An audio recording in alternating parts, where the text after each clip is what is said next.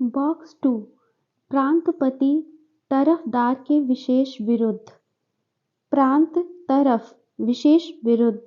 दौलताबाद मसनद ए आली, बरार मजलिस ए आली, बीदर अज़ाम ए हुमायूं, गुलबर्गा मलिक नायब। Page number 29। कलीमुल्लाह बहमनी वंश का अंतिम शासक था। उसकी मृत्यु के समय बहमनी राज्य 5 स्वतंत्र राज्यों में बंट गया। इस स्वतंत्र राज्यों से संबंधित विवरण इस प्रकार है। क्रम संख्या, राज्य, वंश, संस्थापक, स्थापना वर्ष। पहला, बीजापुर वंश, आदिलशाही, संस्थापक यूसुफ आदिल शाह, स्थापना 1489 ईस्वी।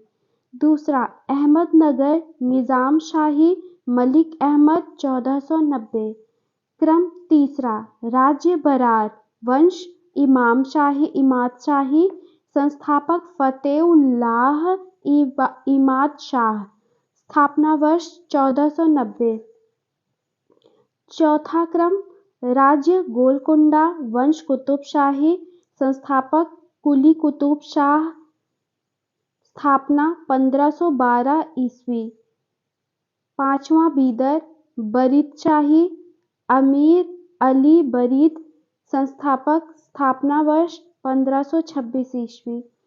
मोहम्मद प्रथम के मंत्री सैफुद्दीन गौरी के केंद्रीय प्रशासन का कार्य कई विभागों में बंटा और 8 मंत्रियों को नियुक्त किया गया, जो इस प्रकार थे। मंत्री विभाग। वकील सल्तनत विभाग दिल्ली के मलिक नायाब के समान। वकील कुल, मंत्रियों के कार्यों का निरीक्षण वकील को छोड़कर। अमीर जुमला, अर्थ विभाग का अध्यक्ष।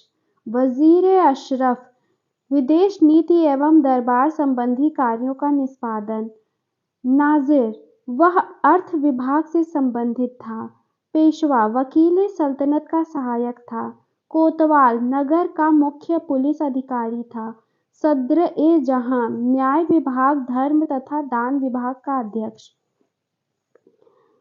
सुल्तान के महल तथा दरबार की सुरक्षा के लिए विशेष अंगरक्षक सैनिक दल था, जिसे साख-ए-खेल कहा जाता था। यह 4 भागों या नौबत में विभाजित थे, जिसके मुख्य अधिकारी सर-ए-नौबत होता था। बीजापुर के शासक अली आदिल शाह को सूफी कहते थे। अकबर के पहले उसने अपने दरबार में कैथोलिक मिशनरियों को बुलाया था। उसने अपने पुस्तकालय का अध्यक्ष प्रसिद्ध संस्कृत विद्वान वामन पंडित को बनाया था। उसके उत्तराधिकारियों ने संस्कृत एवं मराठी भाषा को प्रश्रय देना जारी रखा। इब्राहिम आदिल शाह द्वितीय को अबला बाबा या गरीबों का दोस्त कहा जाता था। उसने किताब-ए-नौरस नामक एक पुस्तक की रचना की, जिसमें गीतों को विभिन्न रागों में बांधकर प्रस्तुत किया गया था। उसने नौरसपुर नाम से एक नई राजधानी बनाई। अपने व्यापक दृष्टिकोण के कारण यह जगत गुरु कहलाता था। उसने विठोवा की उपासना के केंद्र पंढरपुर को भी अनुदान दिया। मोहम्मद कुली कुतुब शाह ने 1591-92 में हैदराबाद के बीच में 4 मीनार बनवाई। इसमें चारों दिशाओं में 4 ऊंचे मेहराब हैं, जो चौमंजिला हैं और जिनमें से प्रत्येक की ऊंचाई 48 मीटर है। हैदराबाद शहर को कुली कुतुब शाह ने ही बसाया था। इब्राहिम रौजा और गोल गुंबद बीजापुरी इमारतों में सबसे प्रसिद्ध है। इब्राहिम रौजा इब्राहिम आदिल शाह का मकबरा है। 1680 में बनाए गए गोल गुंबद का गुंबद इतना विशाल है कि जितना विशाल एक एकल गुंबद कभी नहीं बनवाया गया। इसके सभी अनुपात संगतिपूर्ण हैं। चारों कोनों पर बनी ऊंची और गोलाकार मीनारें इसकी छवि को एक संतुलन प्रदान करती हैं। कहा जाता है, मुख्य कक्ष के एक ओर से फुसफुसाहट की आवाज जाए तो उसे दूसरे छोर पर भी सुना जा सकता है। 32 स्वतंत्र प्रांतीय राज्य। जौनपुर। जौनपुर की स्थापना फिरोज शाह तुगलक ने अपने भाई जूना खान या मुहम्मद बिन तुगलक की स्मृति में की थी। जौनपुर में स्वतंत्र शर्की राजवंश की स्थापना मलिक सरवर ख्वाजा जहां ने की थी। ख्वाजा जहां को मलिक उस सर्क पूर्व का स्वामी की उपाधि 1394 में फिरोज शाह तुगलक के पुत्र सुल्तान महमूद ने दी थी। जौनपुर के अन्य प्रमुख शासक थे मुबारक शाह 1399 से 1402 ईस्वी, शमशुद्दीन इब्राहिम शाह 1402 से 1436 ईस्वी, महमूद शाह 1436 से 51 ईस्वी एवं अंतिम शासक हुसैन शाह 1458 से 1500 ईस्वी। लगभग 75 वर्ष तक स्वतंत्र रहने के बाद जौनपुर पर बहलोल लोदी ने कब्जा कर लिया। शर्की शासक के अंतर्गत विशेषकर इब्राहिम शाह के समय में जौनपुर में साहित्य एवं स्थापत्य कला के क्षेत्र में हुए विकास के कारण जौनपुर को भारत के सिराज के नाम से जाना गया। अटाला देवी मस्जिद का निर्माण 1408 में शर्की सुल्तान इब्राहिम शाह द्वारा किया गया था। अटाला देवी मस्जिद का निर्माण कन्नौज के राजा विजय चंद्र द्वारा निर्मित अटाला देवी के मंदिर को तोड़कर किया गया था। जामा मस्जिद का निर्माण 1470 में हुसैन शाह सर्की के द्वारा किया गया था। पीर बोधन नामक सूफी संत इस काल का एक महान संगीतकार था। झंझरी मस्जिद 1430 में इब्राहिम शर्की के द्वारा लाल दरवाजा मस्जिद का निर्माण मोहम्मद शाह के द्वारा 1450 में किया गया था। कश्मीर सुहादेव नामक एक हिंदू ने 1301 में कश्मीर में हिंदू राज्य की स्थापना की थी। 1339 से 40 ईस्वी में कश्मीर में शाहमीर के द्वारा प्रथम मुस्लिम वंश की स्थापना की गई थी। कश्मीर का प्रथम मुस्लिम शासक शाहमीर था जो शमशुद्दीन शाहमीर के नाम से गद्दी पर बैठा। इसने अपनी राजधानी इंद्रकोट को स्थापित किया। अलाउद्दीन ने राजधानी इंद्रकोट से हटाकर अलाउद्दीनपुर श्रीनगर में स्थापित की। हिंदू मंदिरों एवं मूर्तियों को तोड़ने के कारण सुल्तान सिकंदर शाह 1389 से 1413 को बुत शिकन कहा गया। 1420 में जैनुल आबदीन सिंहासन पर बैठा। उसकी धार्मिक सहिष्णुता के कारण इसे कश्मीर का अकबर कहा गया। इसने जजिया को हटा दिया, गोवध निषिद्ध कर दिया तथा सती प्रथा पे प्रतिबंध हटा दिया। जैनुल आबदीन के प्रशासन में अनेक हिंदुओं को ऊंचे पद प्राप्त थे। श्रीय भट्ट उनका न्याय मंत्री और दरबारी चिकित्सक था। वूलर झील स्थित जैना लंका इसके काल की अभियांत्रिकी उन्नति का उत्कृष्ट नमूना है। जैनुल आबदीन फारसी, संस्कृत, कश्मीरी, तिब्बती आदि भाषाओं का ज्ञाता था। उसने महाभारत एवं राजतरंगिणी को फारसी में अनुवाद करवाया। बंगाल इख्तियारुद्दीन मुहम्मद बिन बख्तियार खिलजी ने बंगाल को दिल्ली सल्तनत में मिलाया। गयासुद्दीन तुगलक ने बंगाल को 3 भागों में विभाजित किया: लखनौती उत्तर बंगाल, सोनारगांव पूर्वी बंगाल व सतगांव दक्षिणी बंगाल। 1345 ईस्वी में हाजी इलियास बंगाल के विभाजन को समाप्त कर शमशुद्दीन इलियास शाह के नाम से बंगाल का शासक बना। पांडुआ में अदीना मस्जिद का निर्माण 1364 में सुल्तान सिकंदर शाह ने करवाया था। बंगाल का शासक गयासुद्दीन आजम शाह 1389-1409 ईस्वी अपनी न्यायप्रियता के लिए प्रसिद्ध था। अलाउद्दीन हुसैन शाह 1493 से 1518 ईस्वी में राजधानी को पांडुआ से गौड़ स्थानांतरित किया। महाप्रभु चैतन्य अलाउद्दीन के समकालीन थे। अलाउद्दीन ने सत्यपीर नामक आंदोलन की शुरुआत की। मालाधर बसु ने अलाउद्दीन के शासनकाल में श्री कृष्ण विजय की रचना कर गुणराज खान की उपाधि धारण की। इनके बेटे को सत्यराज खान की उपाधि दी गई। नासिरुद्दीन नुसरत शाह ने गौड़ में बड़ा सोना एवं कदम रसूल मस्जिद का निर्माण करवाया।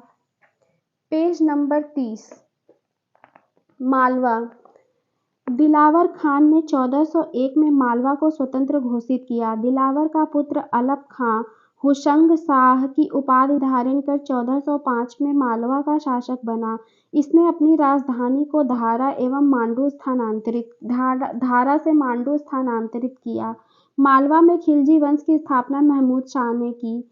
गुजरात में शासक बहादुर बहादुर शाह ने महमूद शाह सेकंड को युद्ध में परास्त कर उसकी हत्या कर दी और मालवा को गुजरात में मिला लिया। मांडू के किले हिंडोला भवन या दरबार हॉल का निर्माण हुसंग शाह ने करवाया था। इस किले में सर्वाधिक महत्वपूर्ण है दिल्ली दरवाजा। बाज बहादुर एवं रूपमती का महल का निर्माण सुल्तान नासिरुद्दीन शाह द्वारा करवाया गया। जहाज महल का निर्माण गयासुद्दीन खिलजी ने मांडू में करवाया था। कुश्क महल को महमूद खिलजी ने फतेहाबाद नामक स्थान पर बनवाया था। गुजरात गुजरात के शासक राजा कर्ण को पराजित कर अलाउद्दीन ने 1297 ईस्वी में इसे दिल्ली सल्तनत में मिला लिया था।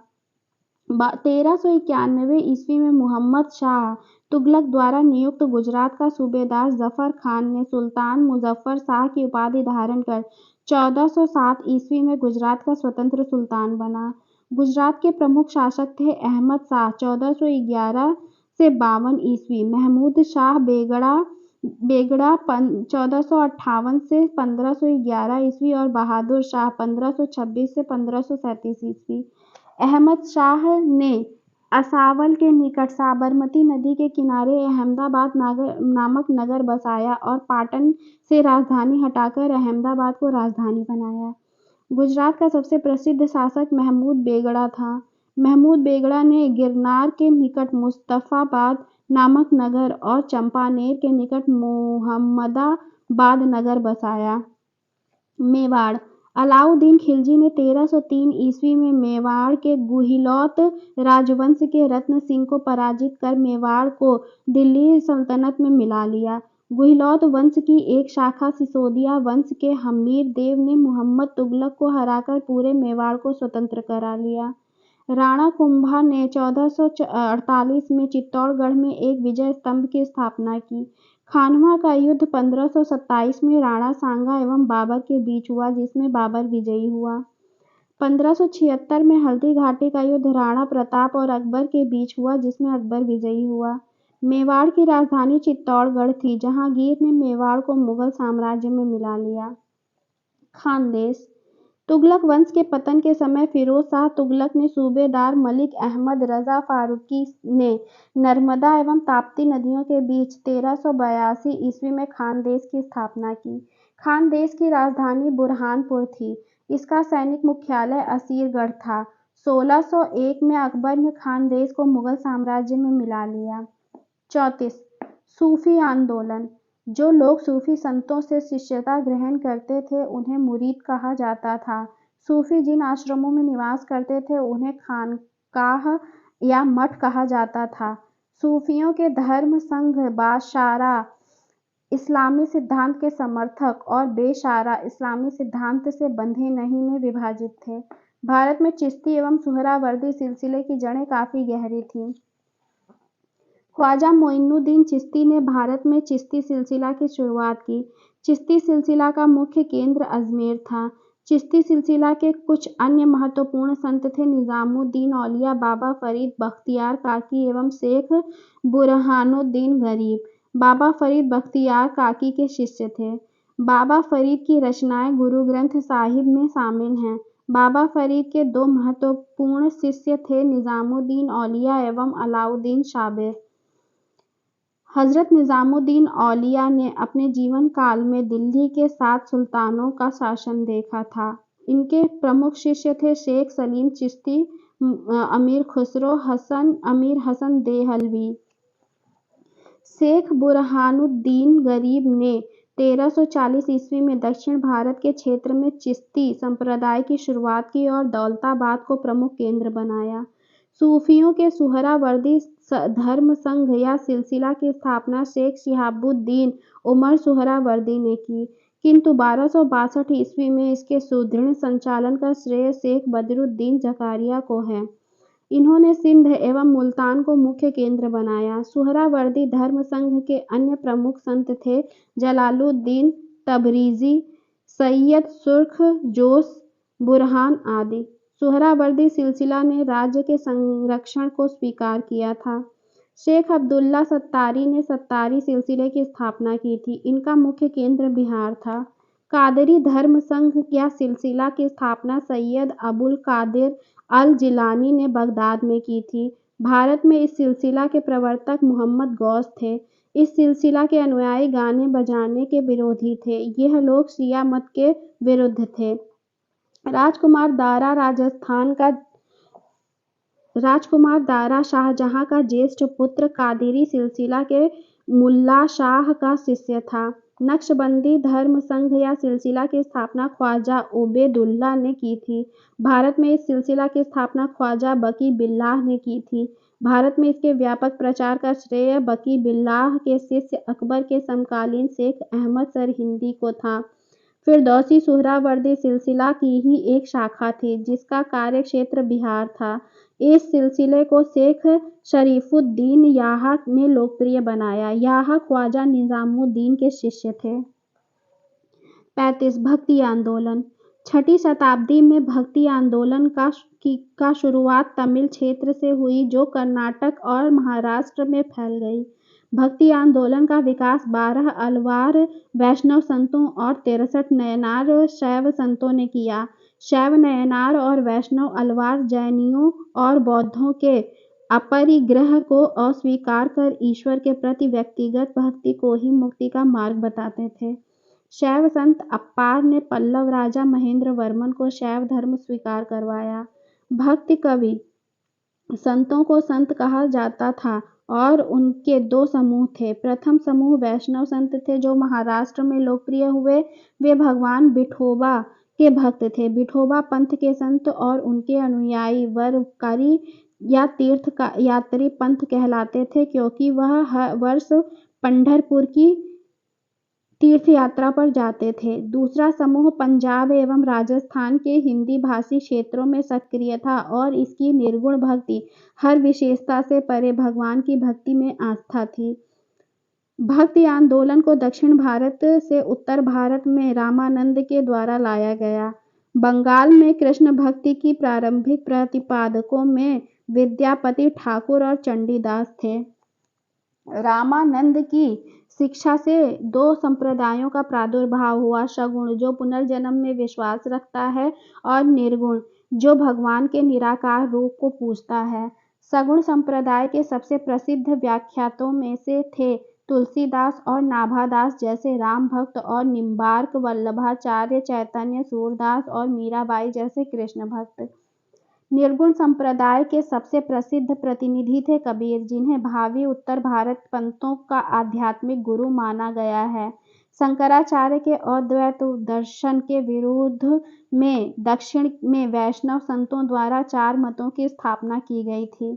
दक्षिण में वैष्णव संतों द्वारा स्थापित 4 मत: श्री संप्रदाय रामानुजाचार्य विशिष्टाद्वैतवाद, ब्रह्म संप्रदाय माधवाचार्य द्वैतवाद, रुद्र संप्रदाय विष्णु स्वामी शुद्ध द्वैतवाद, सनकादि संप्रदाय निम्बकाचार्य द्वैताद्वैतवाद। भक्ति आंदोलन के संत: रामानुजाचार्य 11वीं शताब्दी। इन्होंने राम को अपना आराध्य माना। इनका जन्म 1017 ईस्वी में मद्रास के निकट पेरुम्बर नामक स्थान पर हुआ था। 1137 ईस्वी में इनकी मृत्यु हो गई। रामानुजाचार्य ने वेदांत में प्रशिक्षण अपने गुरु कांचीपुरम के यादव प्रकाश से प्राप्त किया था। रामानंद का जन्म प्रयाग में हुआ था। इनकी शिक्षा प्रयाग तथा वाराणसी में हुई। इन्होंने अपना संप्रदाय सभी जातियों के लिए खोल दिया। रामानुज की भांति इन्होंने भी भक्ति को मोक्ष का एकमात्र साधन स्वीकार किया। इन्होंने मर्यादा पुरुषोत्तम राम एवं सीता की आराधना को समाज के समक्ष रखा। रामानंद के 12 शिष्यों में से 2 स्त्रियां पद्मावती एवं सुरसती थीं। इनके प्रमुख शिष्य थे रैदास हरिजन, कबीर जुलाहा, धन्ना जाट, सेना नाई, पीपा राजपूत, सधना कसाई। कबीर का जन्म 1440 ईस्वी विवादास्पद में वाराणसी में एक विधवा ब्राह्मणी के गर्भ से लोक श्रुतियों के अनुसार हुआ था। लोक लज्जा के भय से उसने नवजात शिशु को वाराणसी में लहरतारा के पास एक तालाब के समीप छोड़ दिया। जुलाहा नीरू तथा उसकी पत्नी नीमा इस नवजात शिशु को अपने घर ले आए। इस बालक का नाम कबीर रखा। कबीर की शादी लोई से हुई थी। इनके 2 बच्चे हुए और उनकी जिंदगी आम गृहस्थ जैसी ही थी। उन्होंने राम, रहीम, हजरत अल्लाह आदि को एक ही ईश्वर के अनेक रूप माने। इन्होंने जाति प्रथा, धार्मिक कर्मकांड, बाह्य आडंबर, मूर्ति पूजा, जप तप, अवतारवाद आदि का घोर विरोध करते हुए एकेश्वरवाद में आस्था व्यक्त की एवं निराकार ब्रह्म की उपासना को महत्व दिया। निर्गुण भक्ति धारा से जुड़े कबीर ऐसे प्रथम भक्त थे जिन्होंने संत होने के बाद भी पूर्णतः गृहस्थ जीवन का निर्वाह किया। इनके अनुयायी कबीर पंथी कहलाए। कबीर के उपदेश शब्द सिखों के आदि ग्रंथ में संग्रहित हैं। कबीर की वाणी का संग्रह बीजक शिष्य धर्मदास द्वारा संकलित नाम से प्रसिद्ध है। बीजक के 3 भाग हैं, रामायणी, शबद और साखी। उनकी भाषा को सधुक्कड़ी कहा गया है। इसमें ब्रज भाषा, अवधी और राजस्थानी भाषा के शब्द पाए जाते हैं। कबीर की मृत्यु 1510 ईस्वी में मगहर में हुई। नोट: कबीर सुल्तान सिकंदर लोदी के समकालीन थे। गुरु नानक का जन्म 1469 1469 ईस्वी अविभाजित पंजाब के रावी नदी के तट पर स्थित तलवंडी नामक ग्राम में हुआ था, जो अब ननकाना साहिब के नाम से विख्यात है। उनकी माता का नाम तृप्ता देवी तथा पिता का नाम मेहता कालू राम था, जो पटवारी थे। बटाला के मूलराज खत्री की बेटी सुलक्षणी से उनका विवाह हुआ, जिससे उन्हें 2 पुत्र और 2 पुत्रियां हुईं। उन्होंने देश का 5 बार चक्कर लगाया, जिसे उदासीस कहा जाता है। उन्होंने कीर्तनों के माध्यम से उपदेश दिए। वे काव्य रचना करते थे और रबाब के संगीत के साथ गाया करते थे। सारंगी उनका स्वामी भक्ति शिष्य मर्दाना बजाया करता था। उसने अपने जीवन के अंतिम क्षणों में उन्होंने रावी नदी के किनारे करतारपुर में अपना डेहरा मठ स्थापित किया। अपने जीवन काल में उन्होंने आध्यात्मिक आधार पर अपने पुत्रों की जगह अपने शिष्य भाई लहना अंगद को अपना उत्तराधिकारी नियुक्त किया। उनकी मृत्यु 1538 ईस्वी में करतारपुर में हुई। नानक ने सिख धर्म की स्थापना की। नानक सूफी संत बाबा फरीद से प्रभावित थे। चैतन्य स्वामी चैतन्य का जन्म 1486 ईस्वी में नवद्वीप, बंगाल के मायापुर गांव में हुआ था। इनके पिता का नाम जगन्नाथ मिश्र एवं माता का नाम शची देवी था। पाठशाला में चैतन्य का नाम निमाई पंडित या गौरांग कहा जाता था। चैतन्य का वास्तविक नाम विशंभर था। इन्होंने गोसाई संघ की स्थापना की और साथ ही संकीर्तन प्रथा को जन्म दिया। इनके दार्शनिक सिद्धांत को अचिंत्य भेदाभेदवाद के नाम से जाना जाता है। 1510 ईस्वी में केशव भारती नामक सन्यासी ने चैतन्य को सन्यास की दीक्षा दी। सन्यासी बनने के बाद बंगाल छोड़कर पूरी उड़ीसा चले गए,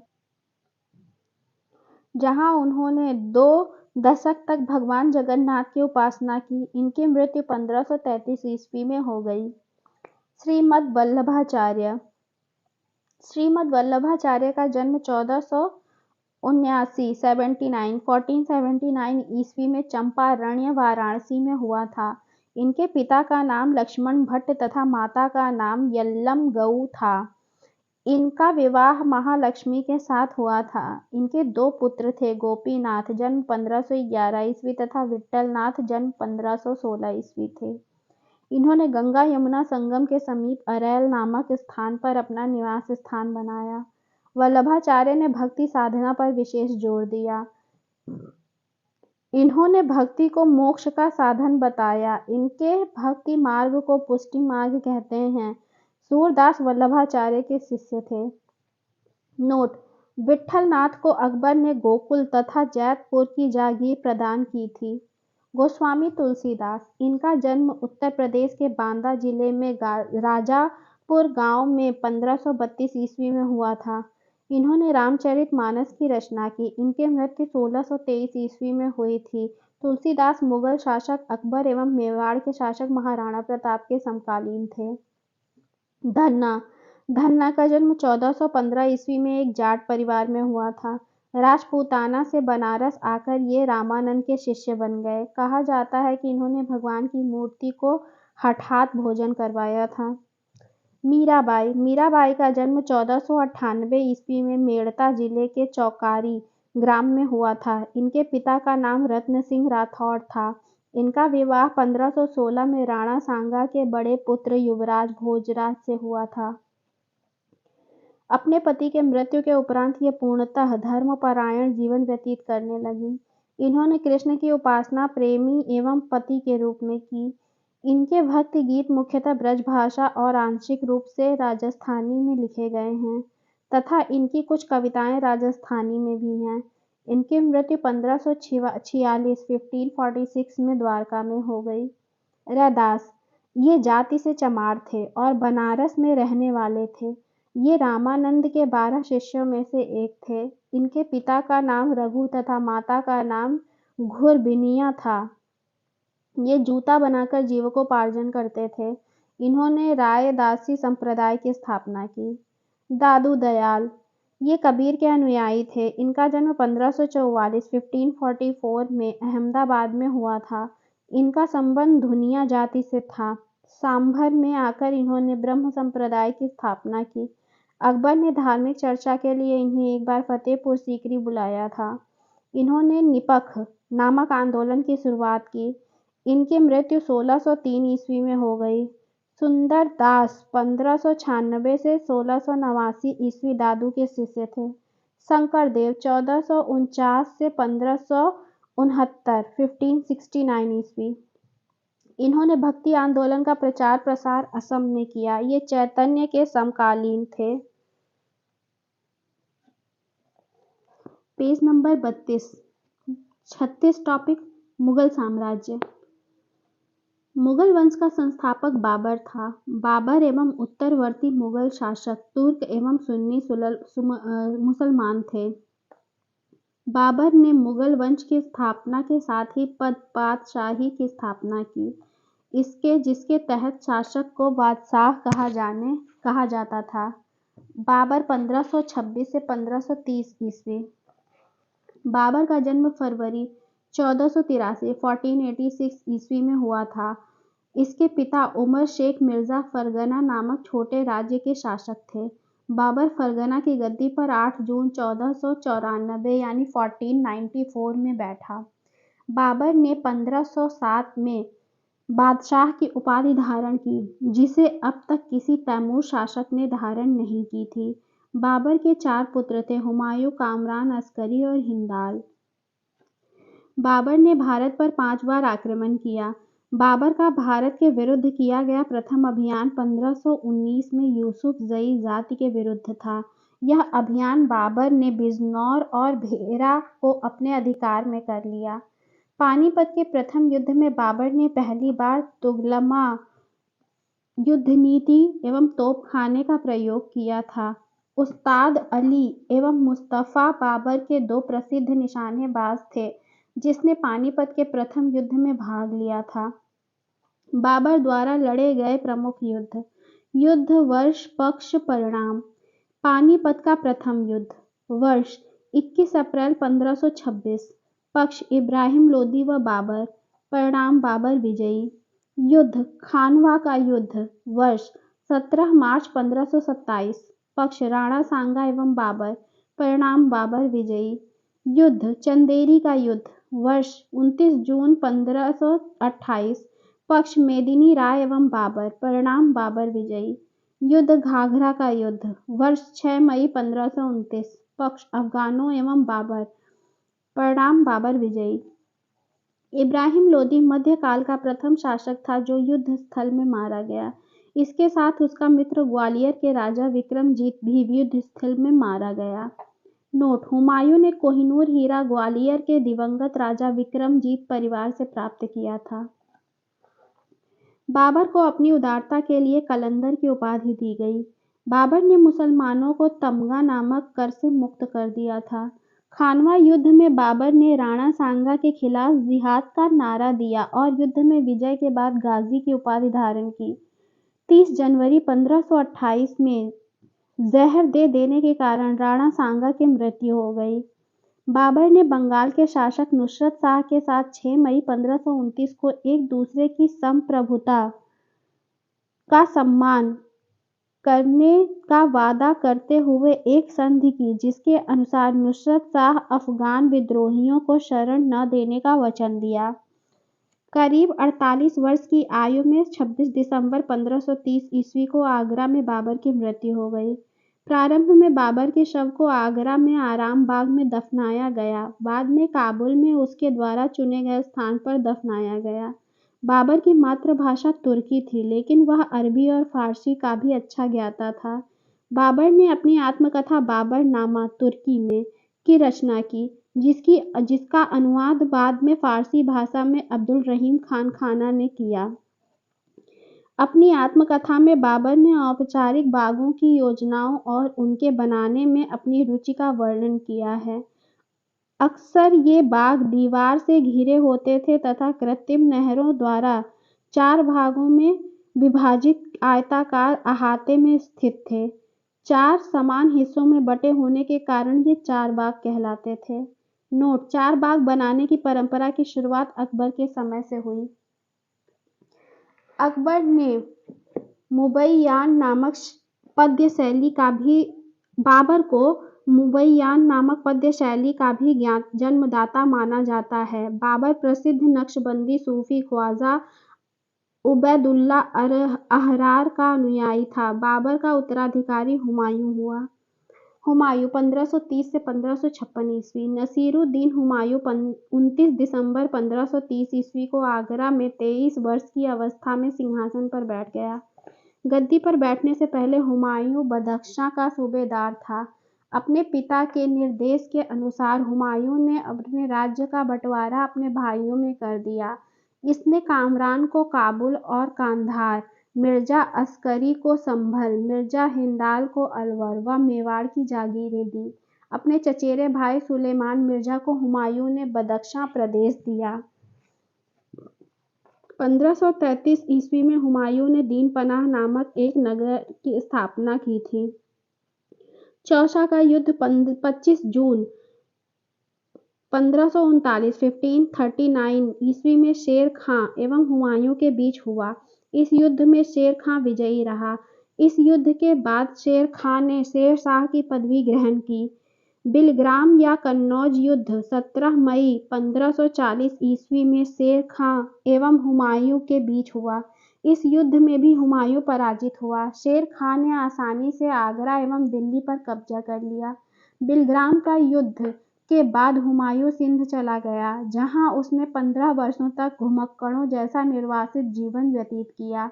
निर्वासन के समय हुमायूं ने हिंदाल के आध्यात्मिक गुरु फारसवासी शिया मीर बाबा दोस्त उर्फ मीर अली अकबर जामी की पुत्री हमीदा बानो बेगम से 29 अगस्त 1541 को निकाह कर लिया। कालांतर में हमीदा से ही अकबर जैसे महान सम्राट का जन्म हुआ। 1555 ईस्वी में हुमायूं ने पंजाब के सूरी शासक सिकंदर को पराजित कर पुनः दिल्ली की गद्दी पर बैठा। हुमायूं द्वारा लड़े गए 4 प्रमुख युद्धों का क्रम: देवरा 1531, चौसा 1539, बिलग्राम 1540, सरहिंदी का युद्ध 1555। 1 जनवरी 1556 को दीन पनाह भवन में स्थित पुस्तकालय शेर मंडल की सीढ़ियों से गिरने के कारण हुमायूं की मृत्यु हो गई। हुमायूं के बारे में इतिहासकार लेन पूल ने कहा है कि हुमायूं गिरते पड़ते इस जीवन से मुक्त हो गया, ठीक उसी तरह जिस तरह तमाम जिंदगी वह गिरते पड़ते चलता रहा। हुमायूं नामा की रचना गुलबदन बेगम ने की थी।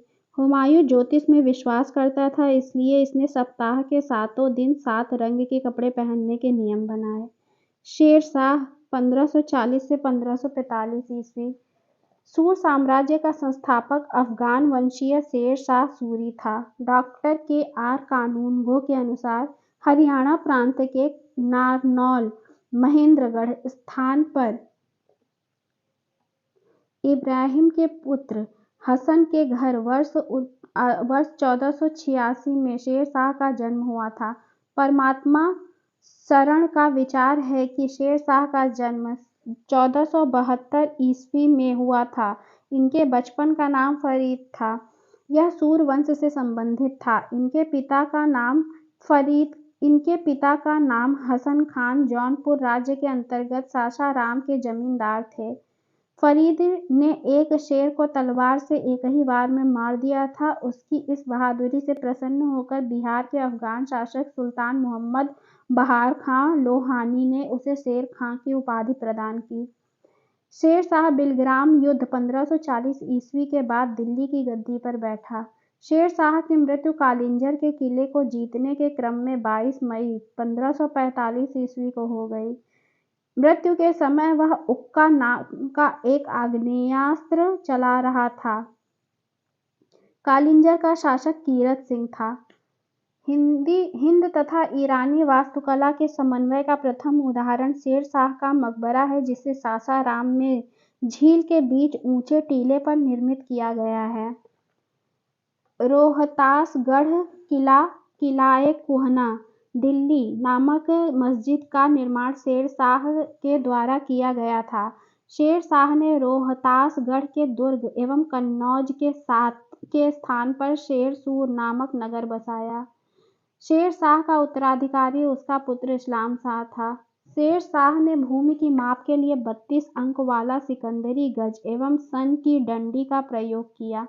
शेर शाह के समय पैदावार का लगभग 1/3 भाग सरकार लगान के रूप में वसूल करती थी। इसने 178 ग्रेन चांदी का रुपया व 380 ग्रेन तांबे के दाम चलवाया। कबूलियत एवं पट्टा प्रथा की शुरुआत शेर शाह ने की।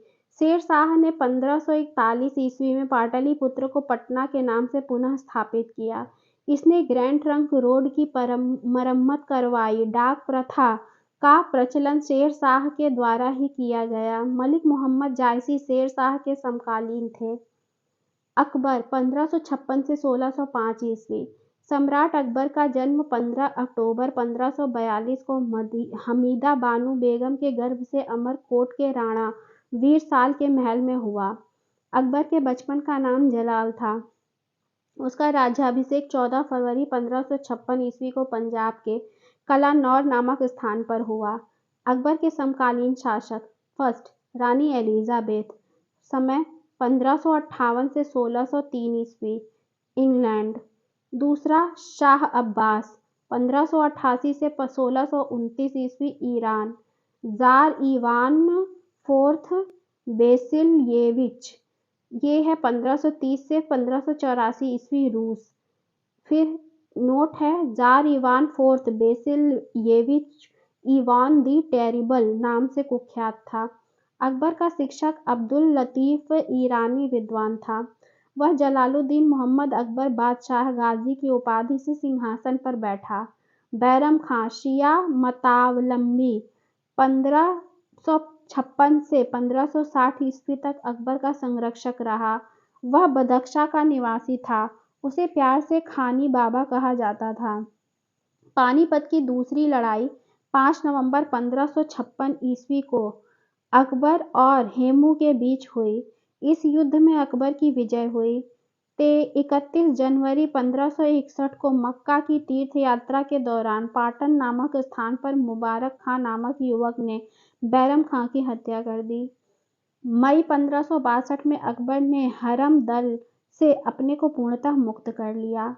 हल्दी घाटी का युद्ध 15 जून 1576 ईस्वी को मेवाड़ के शासक महाराणा प्रताप एवं अकबर के बीच हुआ।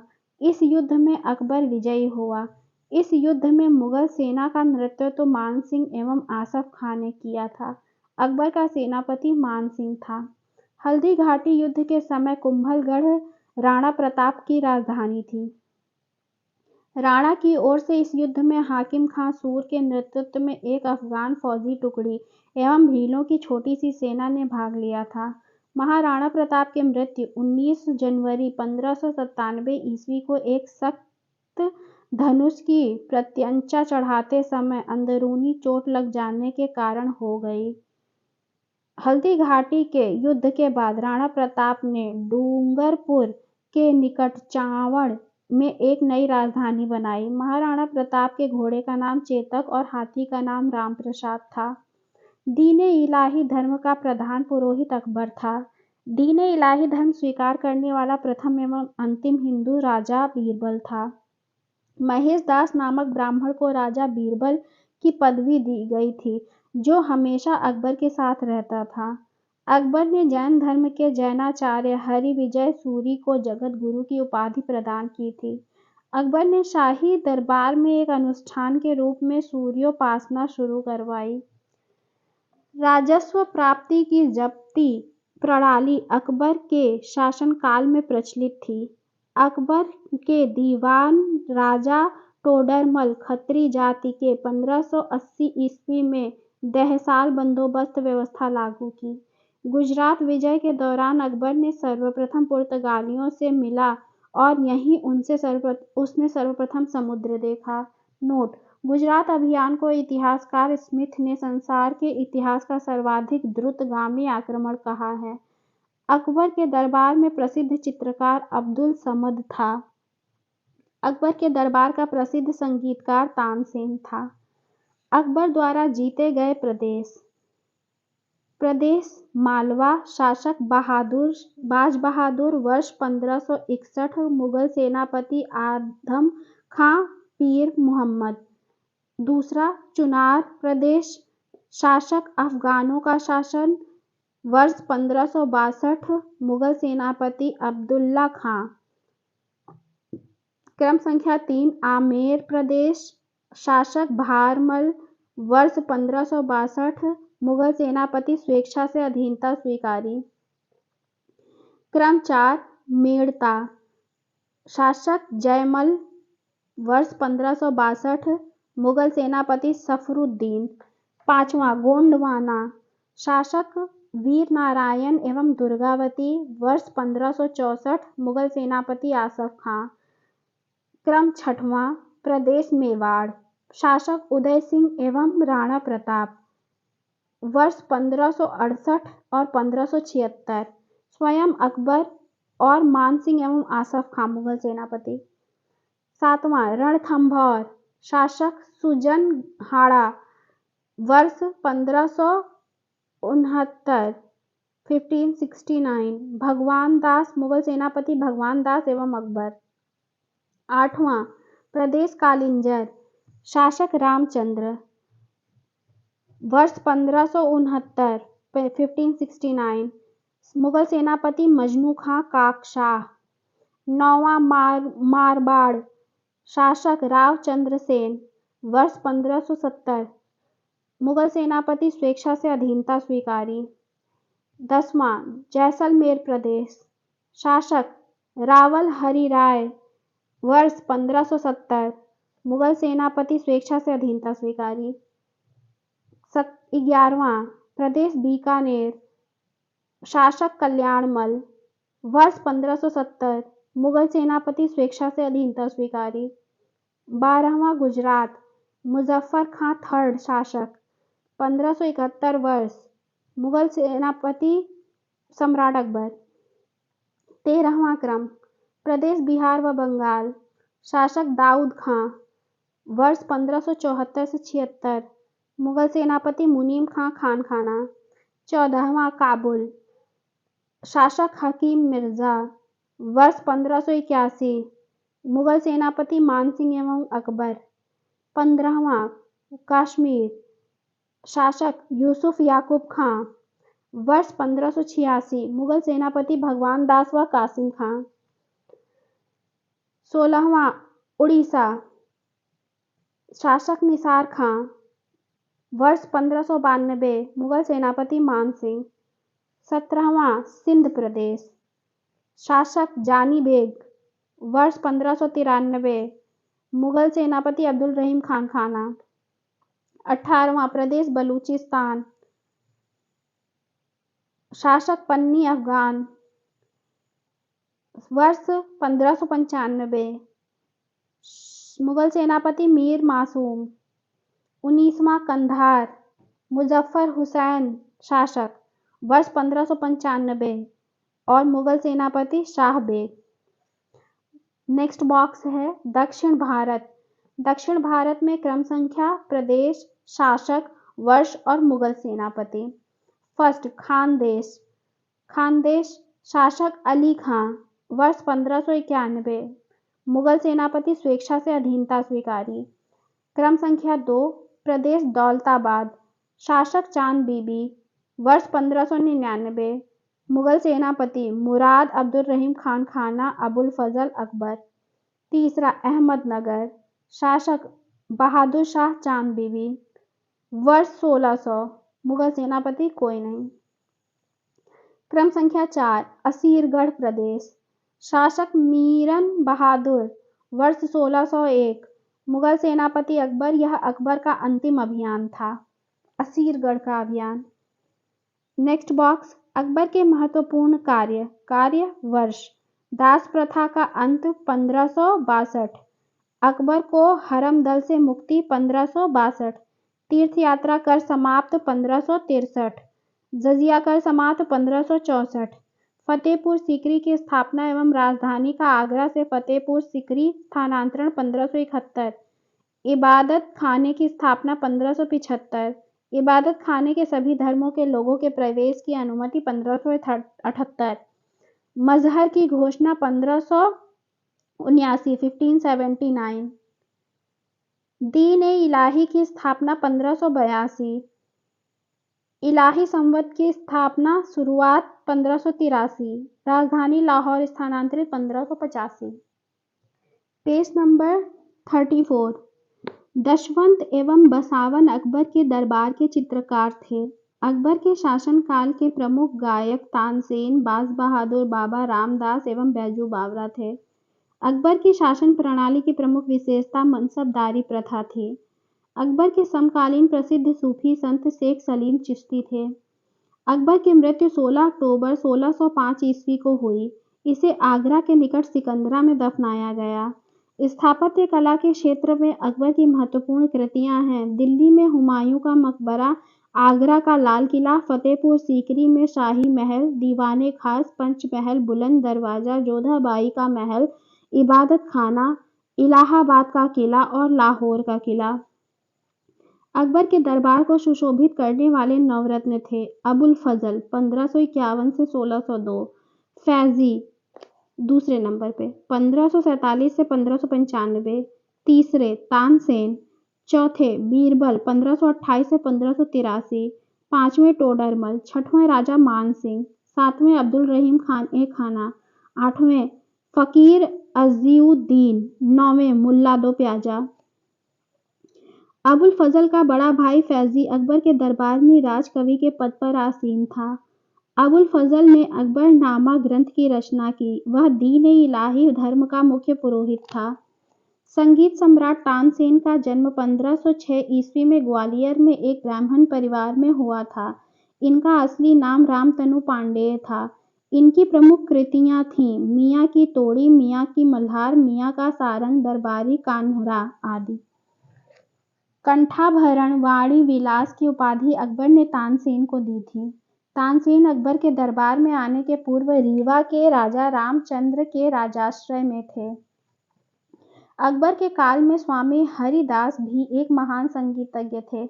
यह वृंदावन में रहकर भगवान की उपासना करते थे। एक मत के अनुसार हरिदास तानसेन के गुरु थे, जबकि कुछ विद्वान हरिदास एवं तानसेन दोनों को मानसिंह तोमर का शिष्य बतलाते हैं।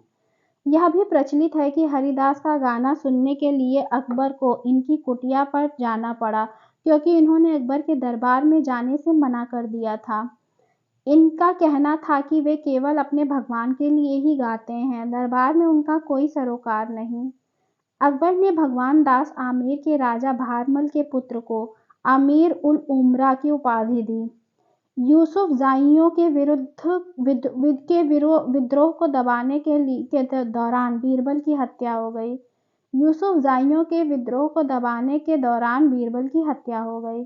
1602 में सलीम जहांगीर के निर्देश पर दक्षिण से आगरा की ओर आ रहे अबुल फजल को रास्ते में वीर सिंह बुंदेला नामक सरदार ने हत्या कर दी।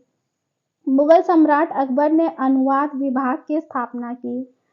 नकीब खां, अब्दुल कादिर बदायूनी तथा शेख सुल्तान ने रामायण एवं महाभारत का फारसी अनुवाद किया।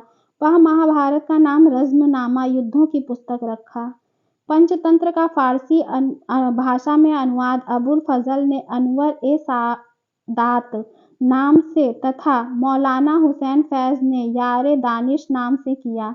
हाजी इब्राहिम सरहदी ने अथर्ववेद का, मुल्ला शाह मोहम्मद ने राज तरंगिनी का, अब्दुल रहीम खान खाना ने तुजुक बाबरी तथा फैजी ने लीलावती का फारसी में अनुवाद किया। फैजी ने नल दमयंती सूरदास द्वारा रचित कथा का फारसी में तथा अनुवाद कर उसका नाम सहेली रखा। भागवत पुराण का अनुवाद फारसी में टोडरमल ने किया। अब्दुल कादिर बदायूनी ने सिंहासन बत्तीसी का अनुवाद फारसी में किया। ज्योतिष के प्रसिद्ध ग्रंथ तजक एवं तुजुक का फारसी में अनुवाद जहान जफर नाम से मोहम्मद खां गुजराती ने किया। अकबर के काल को हिंदी साहित्य का स्वर्ण काल कहा जाता है। अकबर ने बीरबल को कविप्रिय एवं नरहरि को महापात्र की उपाधि प्रदान की। बुलंद दरवाजा का निर्माण अकबर ने गुजरात विजय के उपलक्ष्य में करवाया था। 4 बाग बनाने की परंपरा अकबर के समय शुरू हुई। अकबर ने शीरी कलम की उपाधि अब्दुल सम्मद को एक जड़ी कलम की उपाधि मोहम्मद हुसैन कश्मीरी को दिया। अकबर ने शीरी कलम की उपाधि अब्दुल सम्मद को एवं एक जड़ी कलम की उपाधि मोहम्मद हुसैन कश्मीरी को दिया। नोट: मुगलों की राजकीय भाषा फारसी थी। अकबर नगाड़ा नामक वाद्य यंत्र बजाता था। जहांगीर 1605 से 1627। अकबर का उत्तराधिकारी सलीम हुआ जो 24 अक्टूबर 1605 को नूरुद्दीन मोहम्मद जहांगीर बादशाही गाजी की उपाधि धारण कर गद्दी पर बैठा। जहांगीर का जन्म 30 अगस्त 1569 ईस्वी में हुआ था। अकबर ने अपने पुत्र का नाम सलीम सूफी संत शेख सलीम चिश्ती के नाम पर रखा। जहांगीर को न्याय की जंजीर के लिए याद किया जाता है। यह जंजीर सोने की बनी थी जो आगरा के किले में शाह बुर्ज एवं यमुना तट पर स्थित पत्थर के खंभे पर लगवाई गई थी। जहांगीर द्वारा शुरू की गई तुजुक ए जहांगीरी नामक आत्मकथा को पूरा करने का श्रेय मोतबिंद खां को है। जहांगीर में के सबसे बड़े पुत्र खुसरो ने 1606 में अपने पिता के विरुद्ध विद्रोह कर दिया। खुसरो और जहांगीर की सेना के बीच युद्ध जालंधर के निकट भैरावल नामक मैदान में हुआ। खुसरो को पकड़कर कैद में डाल दिया गया। खुसरो की सहायता देने के कारण जहांगीर ने सिखों के 5वें गुरु अर्जुन देव को फांसी दिलवा दी। खुसरो गुरु से गोइंदवाल में मिला था। अहमदनगर के वजीर मलिक अंबर के विरुद्ध सफलता से खुश होकर जहांगीर ने खुर्रम को शाहजहां की उपाधि प्रदान की।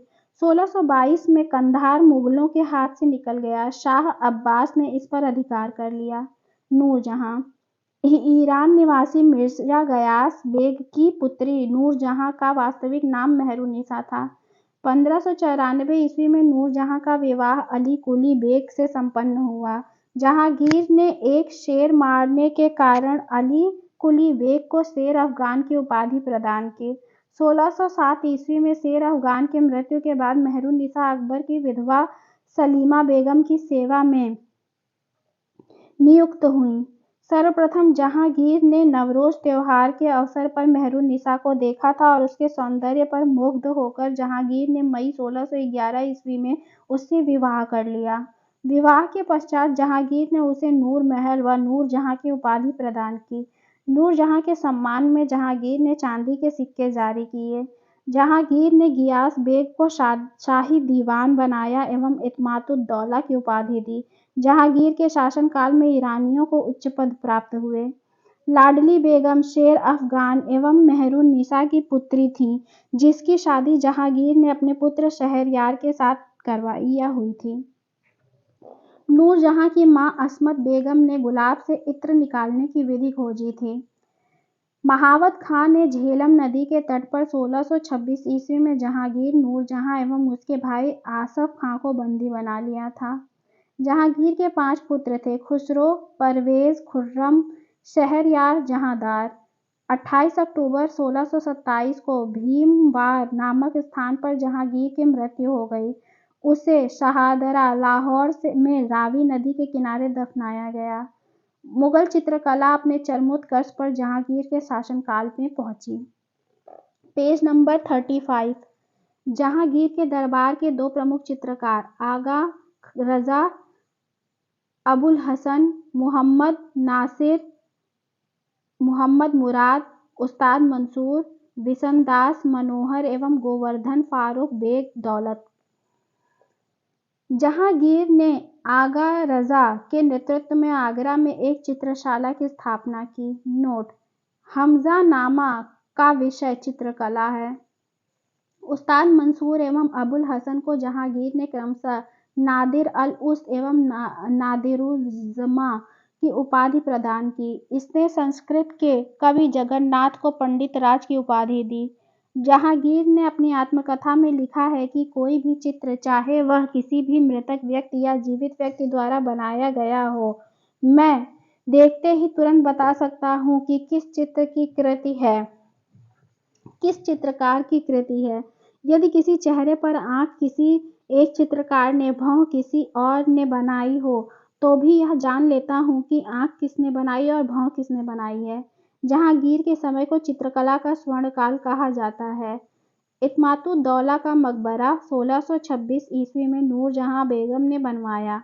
मुगल कालीन वास्तुकला के अंतर्गत निर्मित यह प्रथम ऐसी इमारत है जो पूर्ण रूप से बेदाग सफेद संगमरमर से निर्मित है। सर्वप्रथम इसी इमारत में पितरादुरा नामक जड़ाऊ काम किया गया।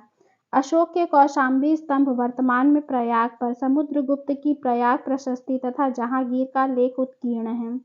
जहांगीर के मकबरा का निर्माण नूरजहां ने करवाया था। जहांगीर के शासनकाल में कैप्टन हॉकिंस प्रथम अंग्रेज, sir Thomas Roe, William Finch तथा एडवर्ड टेरी जैसे यूरोप यात्री आए थे। शाहजहां 1627 से 1657। जहांगीर के बाद सिंहासन पर शाहजहां बैठा। जोधपुर के शासक मोटा रजा उदय सिंह की पुत्री जगत गोसाई के गर्भ से 5 जनवरी 1592 ईस्वी को खुर्रम शाहजहां का जन्म लाहौर में हुआ था। 1612 ईस्वी में खुर्रम का विवाह आशफ खां की पुत्री अर्जुमंद बानो बेगम से हुआ, जिसे शाहजहां ने मलिक-ए-जमानी की उपाधि प्रदान की। 7 जून 1631 में प्रसव पीड़ा के कारण उसकी मृत्यु हो गई। 4 फरवरी 1628 को शाहजहां आगरा के अबुल मुजफ्फर शिहाबुद्दीन मोहम्मद साहिब किरण-ए-सानी की उपाधि प्राप्त कर सिंहासन पर बैठा। शाहजहां ने आशफ खां को वजीर पद एवं महावत खां को खान खाना की उपाधि प्रदान की। इसने नूरजहां को 2 लाख रुपए प्रतिवर्ष की पेंशन देकर लाहौर जाने दिया। यहाँ 1645 ईस्वी में इसकी मृत्यु हो गई। अपनी बेगम मुमताज महल की याद में शाहजहां ने ताजमहल का निर्माण आगरा में उसकी कब्र के ऊपर करवाया। उस्ताद ईशा ने ताजमहल की रूपरेखा तैयार की थी। ताजमहल का निर्माण करवाने वाला मुख्य स्थापत्य कलाकार उस्ताद अहमद लाहौरी था। मयूर सिंहासन का निर्माण शाहजहां ने करवाया था। इसका मुख्य कलाकार बेबादल खां था। बादशाह ने सिंहासन के पीछे पितरादुरा के जड़ाऊ काम की एक श्रृंखला बनवाई गई थी, जिसे पौराणिक यूनानी देवता आर्फियस को वीणा बजाते हुए चित्रित किया गया है। शाहजहां के शासन को स्थापत्य कला का स्वर्ण युग कहा जाता है। शाहजहां द्वारा बनवाई गई प्रमुख इमारतें हैं: दिल्ली का लाल किला, दीवाने आम, दीवाने खास, दिल्ली का जामा मस्जिद, आगरा का मोती मस्जिद, ताजमहल एवं लाहौर किला स्थित शीश महल आदि। नोट: हुमायूं के मकबरे को ताजमहल का पूर्ववर्ती माना जाता है। शाहजहां ने 1632 ईस्वी में अहमदनगर को मुगल साम्राज्य में मिला लिया। शाहजहां ने 1638 ईस्वी में अपनी राजधानी को आगरा से दिल्ली लाने के लिए यमुना नदी के दाहिने तट पर शाहजहानाबाद की नींव डाली। आगरे में जामा मस्जिद का निर्माण शाहजहां की पुत्री जहां आरा ने करवाई। शाहजहां के दरबार में प्रमुख चित्रकार मोहम्मद फकीर व मीर हासिम थे व प्रमुख संस्कृत कवि वंशीधर मिश्र एवं हरिनारायण मिश्र थे। शाहजहां ने संगीतज्ञ लाल खां को गुण संबंध की उपाधि एवं संगीतज्ञ जगन्नाथ को हिंदी का कवि भी था को महाकवि राय की उपाधि से सम्मानित किया। शाहजहां के पुत्रों में दारा शिकोह सर्वाधिक विद्वान था। इसने भगवद गीता, योग वशिष्ठ उपनिषद एवं रामायण का अनुवाद फारसी में करवाया। इसने सर-ए-अकबर महान रहस्य नाम से उपनिषदों का अनुवाद करवाया था। दारा शिकोह कादरी सिलसिले के मुल्ला शाह बदख्शी का शिष्य था। शाहजहां ने दिल्ली में एक कॉलेज का निर्माण एवं दारुल बरा नामक कॉलेज की मरम्मत करवाई। सितंबर 1657 में शाहजहां ने गंभीर रूप से बीमार पड़ने और मृत्यु पर का अफवाह फैलने के कारण उसके पुत्रों के बीच उत्तराधिकार का युद्ध प्रारंभ हुआ। उस समय शुजा बंगाल, मुराद गुजरात एवं औरंगजेब दक्कन में था। 15 अप्रैल 1658 में दारा और औरंगजेब के बीच धर्मट का युद्ध हुआ। इस युद्ध में दारा की पराजय हुई। सामूगढ़ का युद्ध 29 मई 1658 ईस्वी को दारा एवं औरंगजेब के बीच हुआ। इस युद्ध में भी दारा की हार हुई। उत्तराधिकार का अंतिम युद्ध देवराई की घाटी में मार्च 1659 ईस्वी को हुआ। इस युद्ध में दारा को पराजित होने पर उसे इस्लाम धर्म की अवहेलना करने के अपराध में 30 अगस्त 1659 ईस्वी को हत्या कर दी गई। दारा शिकोह ने अपना निर्वासित जीवन अलवर, राजस्थान के कंकड़बाड़ी किला में बिताया। इस किले का निर्माण जयसिंह सेकंड ने किया था। शाह बुलंद इकबाल के रूप में दारा शिकोह जाना जाता है। 8 जून 1658 को औरंगजेब ने शाहजहां को बंदी बना लिया। आगरा के किले में अपने कैदी जीवन के 8वें वर्ष अर्थात 22 जनवरी 1666 को 74 वर्ष की अवस्था में शाहजहां की मृत्यु हो गई। औरंगजेब 1658 से 1707। औरंगजेब का जन्म 24 अक्टूबर 1618 ईस्वी को दोहाद, गुजरात नामक स्थान पर हुआ। औरंगजेब के बचपन का अधिकांश समय नूरजहां के पास बीता। 18 मई 1637 को फारस के राजघराने की दिलरास बानो बेगम के साथ औरंगजेब का निकाह हुआ। आगरा पर कब्जा कर जल्दबाजी में औरंगजेब ने अपना राज्याभिषेक अब्दुल मुजफ्फर मुहिउद्दीन मोहम्मद औरंगजेब बहादुर आलमगीर बादशाह गाजी के उपाधि से 31 जुलाई 1658 को करवाया। देवराई के युद्ध में सफल होने के बाद 15 मई 1659 को औरंगजेब ने दिल्ली में प्रवेश किया और शाहजहां के शानदार महल में 5 जून 1659 ईस्वी को दूसरी बार राज्याभिषेक करवाया। औरंगजेब के गुरु थे मीर मुहम्मद हकीम। औरंगजेब सुन्नी धर्म को मानता था। उसे जिंदा पीर कहा जाता था। जयसिंह एवं शिवाजी के बीच पुरंदर की संधि 22 जून 1665 ईस्वी को संपन्न हुई। मई 1666 ईस्वी को आगरा के किले में दीवाने आम में औरंगजेब के समक्ष शिवाजी उपस्थित हुए। यहाँ शिवाजी को कैद कर जयपुर भवन में रखा गया। इस्लाम नहीं स्वीकार करने के कारण सिखों के 9वें गुरु तेग बहादुर की हत्या औरंगजेब ने 1675 ईस्वी में दिल्ली में करवा दी थी। Page number 36। औरंगजेब ने 1679 ईस्वी में जजिया कर को पुनः लागू किया। औरंगजेब ने बीबी का मकबरा का निर्माण 1679 ईस्वी में औरंगाबाद महाराष्ट्र में करवाया। 1686 ईस्वी में बीजापुर एवं 1687 ईस्वी में गोलकुंडा को औरंगजेब ने मुगल साम्राज्य में मिला लिया। मदन्ना और अकन्ना नामक ब्राह्मणों का संबंध गोलकुंडा के शासक अबुल हसन से था। औरंगजेब के समय हुए जाट विद्रोह का नेतृत्व गोकुला एवं राजा राम ने किया था। 1670 ईस्वी में तिलपत की लड़ाई में जाट परास्त हुए। गोकुल को मौत के घाट उतार दिया गया। इसके बावजूद जाटों ने 1685 ईस्वी में राजा राम के नेतृत्व में पुनः विद्रोह किया। इन जाटों ने सिकंदरा में उपस्थित अकबर के मकबरे को भी लूटा। भरतपुर राजवंश की नींव औरंगजेब के शासनकाल में जाट नेता एवं राजा राम के भतीजा चूड़ामन ने डाली। औरंगजेब के समय में हिंदू मनसबदारों की संख्या लगभग 337 थी, जो अन्य मुगल सम्राटों की तुलना में अधिक थी। औरंगजेब सर्वाधिक हिंदू अधिकारियों की नियुक्ति करने वाला मुगल सम्राट था। औरंगजेब का पुत्र अकबर ने दुर्गादास के बहकावे में आकर अपने पिता के खिलाफ विद्रोह किया। औरंगजेब ने कुरान को अपने शासन का आधार बनाया। इसने सिक्के पर कलमा खुदवाया। नवरोज का त्योहार मनाना, भांग की खेती करना, गाना बजाना, झरोखा दर्शन, तुलादान प्रथा। इस प्रथा में सम्राट को उसके जन्मदिन पर सोने, चांदी तथा अन्य धातुओं से तौलने की प्रथा थी। हिंदू अन्य वस्तुओं से तौलने की प्रथा थी। हिंदू राजाओं के माथे पर अपने हाथ से तिलक लगाना, जिसे अकबर ने प्रारंभ किया था, सती प्रथा आदि पर प्रतिबंध लगा दिया। वेश्याओं को शादी करने अथवा देश छोड़ देने के आदेश दिए और दरबार में होली, दिवाली आदि त्योहार मनाने बंद कर दिए। औरंगजेब ने दरबार में संगीत पर पाबंदी लगा दी तथा सरकारी संगीतज्ञों को अवकाश दे दिया।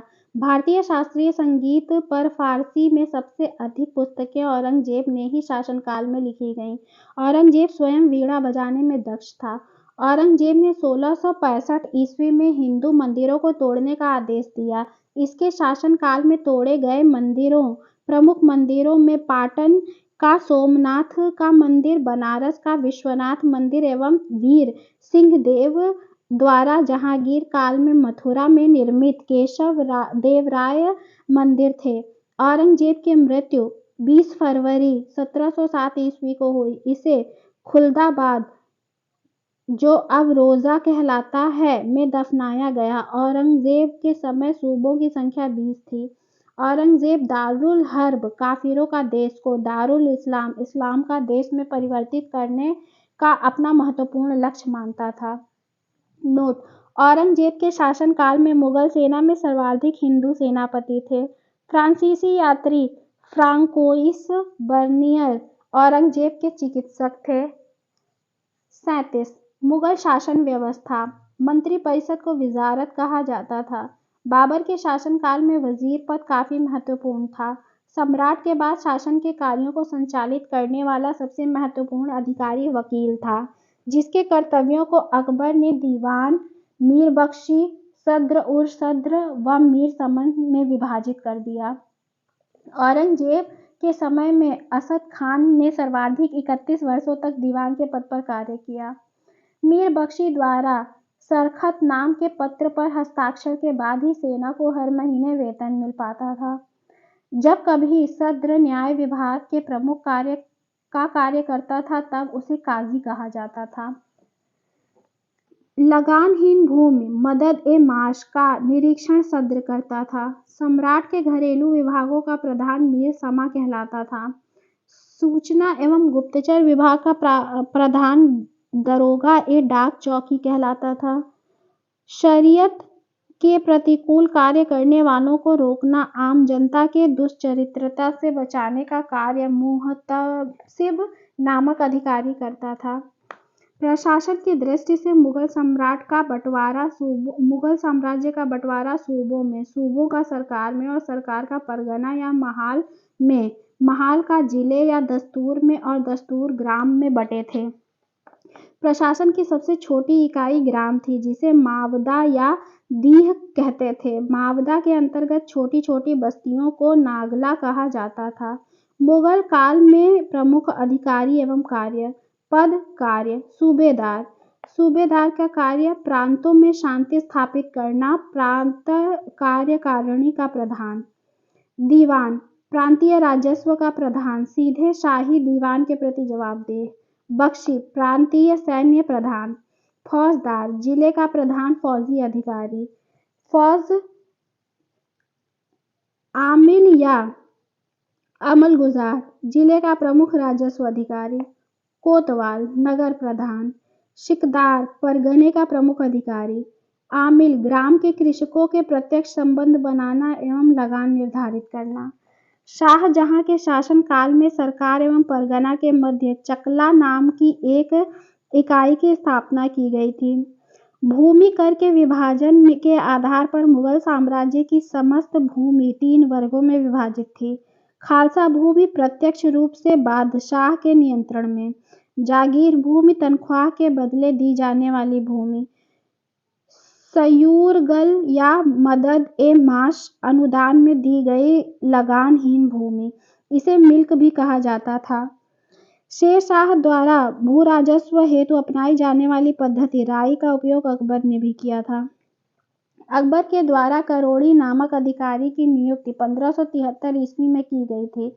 इसने अपने क्षेत्र में 1 करोड़ दाम वसूल करना होता था। 1580 ईस्वी में अकबर ने दहसाला नाम की नवीन प्रणाली प्रारंभ की। इस व्यवस्था में टोडरमल बंदोबस्त भी कहा जाता है। इस व्यवस्था के अंतर्गत भूमि को 4 भागों में विभाजित किया गया। 1. पोलज, इसमें नियमित रूप से खेती होती थी, वर्ष में 2 बार फसल। दूसरा पर्ती, इस भूमि पर 1 या 2 बार वर्ष के अंतराल पर ही खेती की जाती थी। तीसरा चाचर, इस पर 3 से 4 बार वर्ष के अंतराल पर खेती की जाती थी। इस पर 3 से 4 वर्ष के अंतराल पर खेती की जाती थी।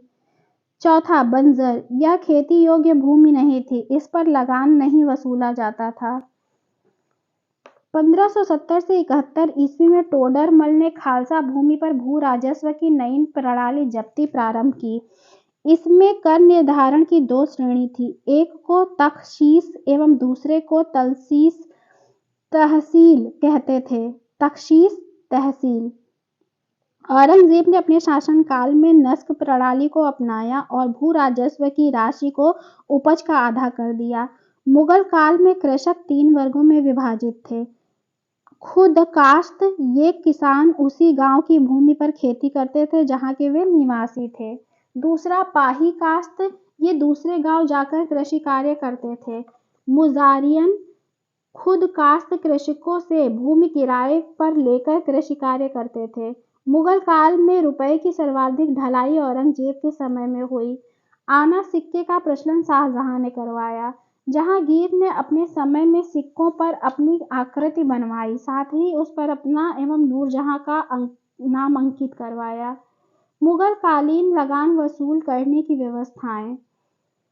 गल्ला बख्शी, इसमें फसल का कुछ भाग सरकार द्वारा ले लिया जाता था। नसक, इसमें खड़ी फसल के आधार पर लगान का अनुमान लगाकर फसल काटने पर उसे ले लिया जाता था। यह व्यवस्था बंगाल में थी। जब्ती, इसमें बोई गई फसल के आधार पर लगान का निश्चय किया जाता था जो नकद लिया जाता था। सबसे बड़ा सिक्का शनसब सोना का था। स्वर्ण का सबसे प्रचलित सिक्का इलाही था। मुगल कालीन अर्थव्यवस्था का आधार चांदी का रुपया था।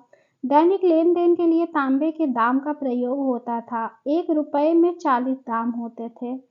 मुगल सेना 4 भागों में विभक्त थी। 1. पैदल सेना, 2. घुड़सवार सेना, 3. तोपखाना और 4. हाथी सेना। मुगल कालीन सैन्य व्यवस्था पूर्णतः मनसबदारी प्रथा पर आधारित थी। इसे अकबर ने प्रारंभ किया। 10 से 500 तक मनसब प्राप्त करने वाले मनसबदार, 500 से 2500 तक मनसब प्राप्त करने वाले उमरा, 2500 से ऊपर तक मनसब प्राप्त करने वाले अमीर आजम कहलाते थे। जात से व्यक्ति के वेतन एवं प्रतिष्ठा का ज्ञान होता था। सवार पद से घुड़सवार दस्तों की संख्या का ज्ञान होता था। नोट: अकबर के शासनकाल में 29 ऐसे मनसबदार थे जो 5000 जात की पदवी के थे। औरंगजेब के शासनकाल तक ऐसे मनसबदारों की संख्या 79 थी। जहांगीर ने सवार पद में 2 अस्पा एवं सिंह अस्पा की व्यवस्था थी। सर्वप्रथम यह पद महाबत खां को दिया गया। मनसबदारों के अलावा खुद मुगल शहंशाह भी फुटकर घुड़सवार रखते थे जिन्हें अहदी कहा जाता था। अहदियों को भद्र घुड़सवार कहा जाता था और उनके वेतन दूसरे घुड़सवारों से काफी ज्यादा होते थे। ये बहुत ही विश्वस्त सैन्य दल के सदस्य होते थे। इनकी भर्ती स्वयं शहंशाह किया करते थे। इनकी हाजिरी लेने के लिए अलग अधिकारी होते थे। अहदी 5-5 घोड़े भी रखते थे, लेकिन कुछ ऐसे अहदी भी थे जिनमें से 2 एक ही घोड़े में हिस्सेदारी करते थे। अहदियों के कर्तव्य बहुमुखी होते थे। शाही कार्यालय के अधिकतर मुंशी, दरबार के चित्रकार और शाही कारखानों के फोरमैन इन्हीं सैन्य दल से चुने जाते थे। 38वां मराठों का उत्कर्ष। मराठा साम्राज्य का संस्थापक शिवाजी थे। शिवाजी का जन्म 6 अप्रैल 1627 ईस्वी शिवनेर दुर्ग, जुन्नर के समीप में हुआ था। शिवाजी के पिता का नाम शाहजी भोसले एवं माता का नाम जीजाबाई था। शाहजी भोसले की दूसरी पत्नी का नाम तुकाबाई मोहिते था। शिवाजी के गुरु पूर्णदेव थे। आध्यात्मिक क्षेत्र में शिवाजी के आचरण पर गुरु रामदास का काफी प्रभाव था। शिवाजी का विवाह साईबाई निम्बालकर से 1640 ईस्वी में हुआ। शाहजी ने शिवाजी को पूना की जागीर प्रदान कर स्वयं बीजापुर रियासत में नौकरी कर ली। अपने सैन्य अभियान के अंतर्गत 1644 ईस्वी में शिवाजी ने सर्वप्रथम बीजापुर के तोरण नामक पहाड़ी किले पर अधिकार किया। 1656 में शिवाजी ने रायगढ़ को अपनी राजधानी बनाया। शिवाजी को राजा की उपाधि औरंगजेब ने दी थी।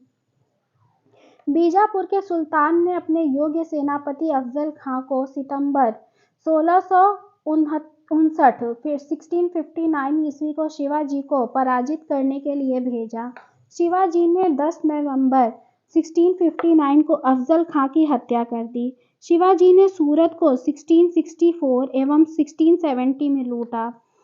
पुरंदर की संधि 1665 ईस्वी में महाराजा जयसिंह एवं शिवाजी के मध्य संपन्न हुई।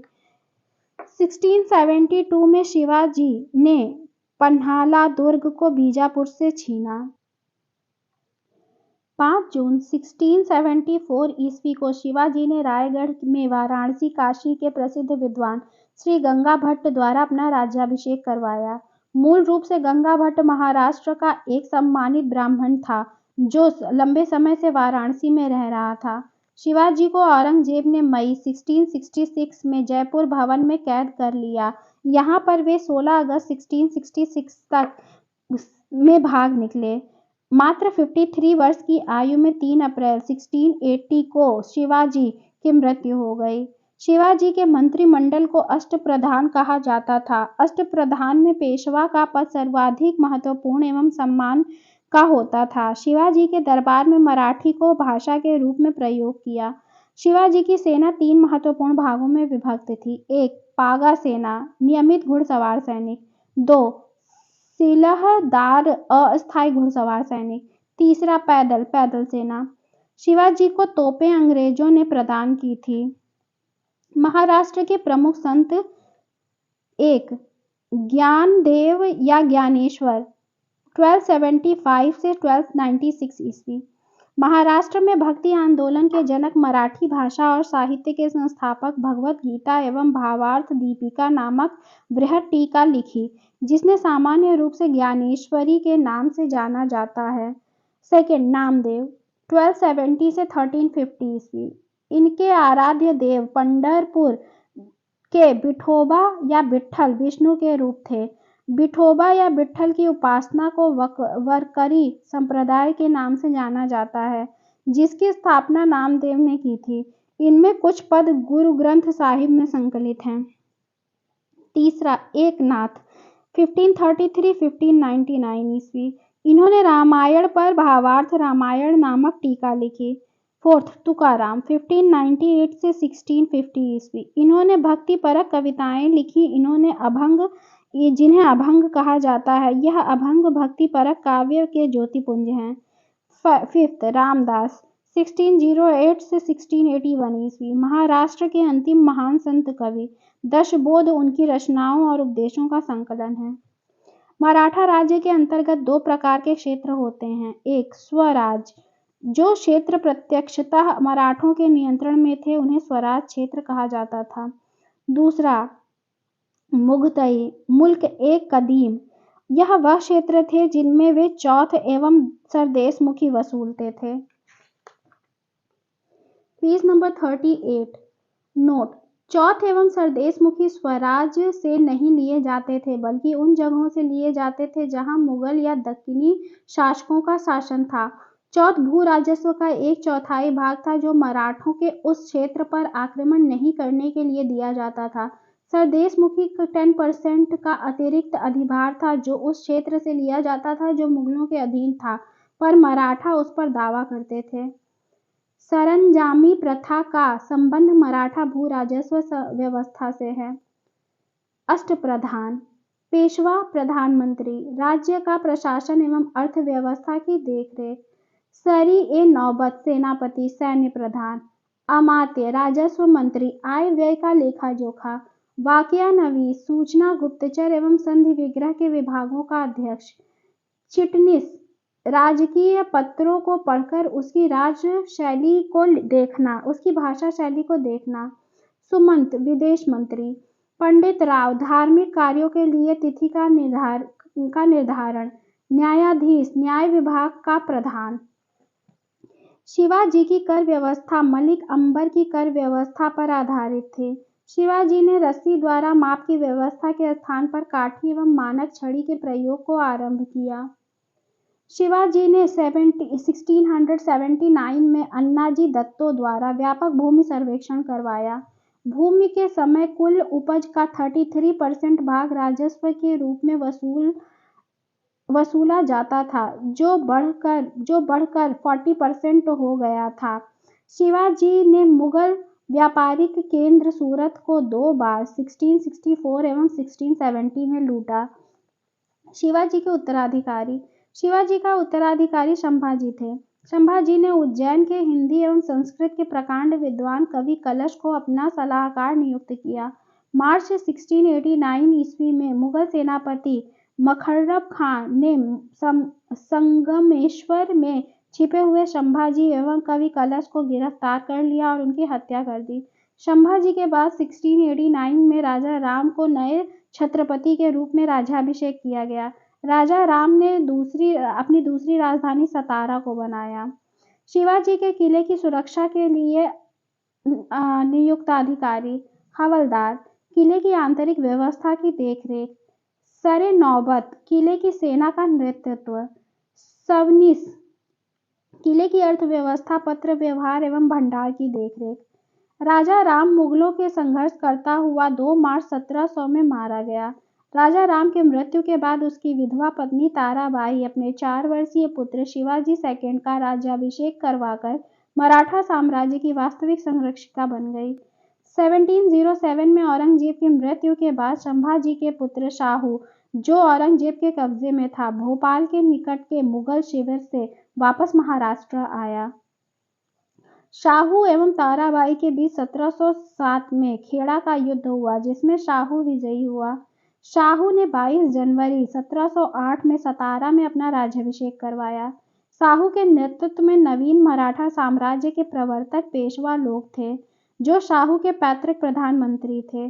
पेशवा पद पहले पेशवा के साथ ही वंशानुगत हो गया। पेशवा पुणे में रहता था। 1713 में शाहू ने बालाजी विश्वनाथ को पेशवा बनाया। इनकी मृत्यु 1720 में हुई। इसके बाद पेशवा बाजीराव प्रथम हुए। पेशवा बाजीराव प्रथम ने मुगल साम्राज्य की कमजोर हो रही स्थिति का फायदा उठाने के लिए शाहू को उत्साहित करते हुए कहा कि आओ हम इस पुराने वृक्ष के खोखले तने पर प्रहार करें, शाखाएं तो स्वयं ही गिर जाएंगी। हमारे प्रयत्नों से मराठा पताका कृष्णा नदी के अटक तक फहराने लगेगी। उत्तर में शाहू ने कहा, निश्चित रूप से ही आप इसे हिमालय के पार गाड़ देंगे। निसंदेह आप योग्य पिता के योग्य पुत्र हैं। पालखेड़ा का युद्ध 7 मार्च 1728 ईस्वी में बाजीराव 7 मार्च 1728 ईस्वी में बाजीराव प्रथम एवं निजामुल मुल्क के बीच हुआ, जिसमें निजाम की हार हुई। निजाम के साथ मुंशी शिवागांव की संधि हुई। दिल्ली पर आक्रमण करने वाला प्रथम पेशवा बाजीराव प्रथम था, जिसने 29 मार्च 1737 को दिल्ली पर धावा बोला। उस समय मुगल बादशाह मोहम्मद शाह दिल्ली छोड़ने के लिए तैयार हो गया। बाजीराव प्रथम मस्तानी नामक महिला के संबंध होने के कारण चर्चित रहा था। 1740 ईस्वी में बाजीराव प्रथम की मृत्यु हो गई। बाजीराव प्रथम की मृत्यु के बाद बालाजी बाजीराव 1740 ईस्वी में पेशवा बना। 1750 में संगोला संधि के बाद पेशवा के हाथों से सारे अधिकार सुरक्षित हो गए। बालाजी बाजीराव को नाना साहब के नाम से भी जाना जाता था।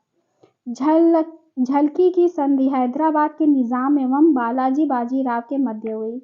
बालाजी बाजीराव के समय में ही पानीपत का तृतीय युद्ध 14 जनवरी 1761 को हुआ, जिसमें मराठों की हार हुई।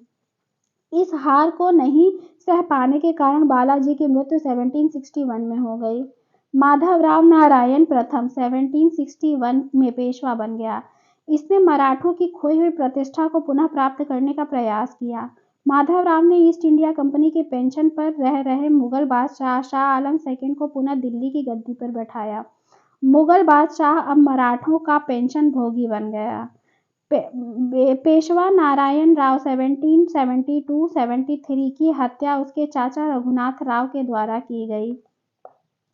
पेशवा माधवराव नारायण सेकंड की अल्पायु के कारण मराठा राज्य की देखरेख बाहर बाई सभा नाम की 12 सदस्यों की एक परिषद करती थी। इस परिषद के दो महत्वपूर्ण सदस्य थे, महादजी सिंधिया एवं नाना फडणवीस। नाना फडणवीस का मूल नाम बालाजी जनार्दन भानु था। अंग्रेज जेम्स ग्रांट डफ ने इन्हें मराठों का मैकियावेली कहा था। अंतिम पेशवा राघोवा का पुत्र बाजीराव सेकंड था, जो अंग्रेजों की सहायता से पेशवा बना था। मराठों के पतन में सर्वाधिक योगदान इसी का था। यह सहायक संधि स्वीकार करने वाला प्रथम मराठा सरदार था। अंग्रेज मराठा संघर्ष के अंतर्गत होने वाली प्रमुख संधियां वर्ष: सूरत की संधि 1775, पुरंदर की संधि 1776, बड़गांव की संधि 1779, सालबाई की संधि 1782, बसीन की संधि 1802, देवगांव की संधि 1803, सुरजी अर्जुन गांव की संधि 1803, राजापुर घाट की संधि 1804, नागपुर की संधि 1816, ग्वालियर की संधि 1817, पूना की संधि 1817, मंदसौर की संधि 1818। 1876 ईस्वी में पुरंदर की संधि हुई। इसके तहत कंपनी ने रघुनाथ राव के समर्थन को वापस ले लिया। प्रथम आंग्ल मराठा युद्ध: प्रथम युद्ध 1782 ईस्वी में सालबाई संधि के साथ खत्म हुई। द्वितीय आंग्ल मराठा युद्ध 1803-05 ईस्वी में हुआ। इसमें भोसले नागपुर ने अंग्रेजों को चुनौती दी। इसके फलस्वरूप 7 सितंबर 1803 को देवगांव की संधि हुई। तृतीय आंग्ल मराठा युद्ध 1817-19 ईस्वी में हुआ। इस युद्ध के बाद मराठा शक्ति और पेशवा के वंशानुगत पद को समाप्त कर दिया गया। पेशवा बाजीराव सेकंड ने कोरेगांव एवं अष्टी के युद्ध में हारने के बाद फरवरी 1818 में मैलकम के सम्मुख आत्मसमर्पण कर दिया। अंग्रेजों ने पेशवा के पद को समाप्त कर बाजीराव सेकंड को पुणे से हटाकर कानपुर के निकट बिठूर में पेंशन पर जीने के लिए भेज दिया, जहां 1853 ईस्वी में इसकी मृत्यु हो गई।